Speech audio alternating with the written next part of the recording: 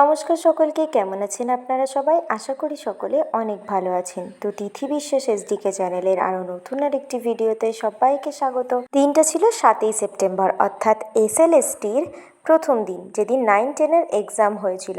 তো সেদিন চলে গিয়েছিলাম সকাল সকাল আমার বাবার সাথে এক্সাম সেন্টারে, আর যেটা পড়েছিল আমার বাড়িরই আশেপাশে, খুব একটা কাছে না হলেও খুব একটা দূরেও না, বনগাঁ, অর্থাৎ দীনবন্ধু মহাবিদ্যালয়। পড়ার ভিডিও যেহেতু আপনাদের সাথে এখন শেয়ার করা হয় না, তাই পড়ার কোনো রকম ভিডিওই আপনাদের সাথে শেয়ার করি। কিন্তু একটা কথা আপনারা বলুন তো, পরীক্ষার প্রশ্নটা হাতে পাওয়ার পর কার কার আমার মতন মনে হয়েছিল যে আটটু যদি ভালো করে পড়তাম তাহলে এই সব প্রশ্নের উত্তর অনেক অনায়াসেই দিতে পারতাম। কিন্তু হঠাৎ আমার মনে পড়লো যে ঘুমিয়ে ঘুমিয়ে স্বপ্ন দেখে সেটাকে বাস্তবে রূপান্তরিত করা আর ওয়েস্ট বেঙ্গলে এসএলএসটির এক্সাম দিয়ে চাকরির পরীক্ষায় পাশ করা দুটোই একই ব্যাপার। প্রশ্নটা কিন্তু ভীষণই সহজ এসেছিল, কারণ এবছর এসএলএসটি আর কোনো খামতি রাখবে না, একদম কোমর বেঁধেই নেমে পড়েছে। যেই 26,000 মানুষকে বাতিল করা হয়েছে, এর মধ্যে অযোগ্য তালিকা এবং হাতে গোনা কজন ছাড়া বাকি সবাই এই প্রশ্নে চাকরি পাবেই পাবে, আর তাদের কাছে অনেকটা সুযোগও রয়েছে।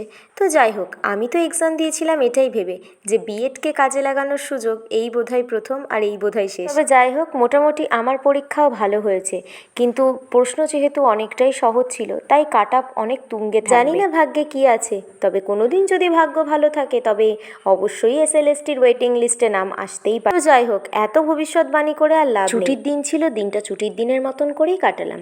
আর আসার সময় ঢুকেছিলাম একটা টাইলসের দোকানে, পাশের বাড়ির বৌদিদের ঘরে টাইলস লাগানো ছিল, সেই জন্য আমার বাবা গিয়েছিল কিছু টাইলসের হিসাব নিকাশ করতে।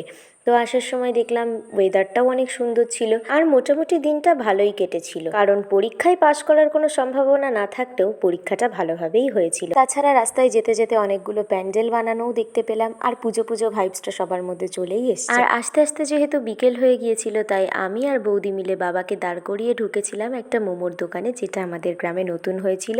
দুজন মিলে আমরা মোমো খেলাম আর স্কুল মাঠের খেলা দেখতে দেখতে বাড়ি ফিরে আসলাম। আর ভিডিওটা যদি ভালো লাগে অবশ্যই লাইক করে পাশে থাকবেন।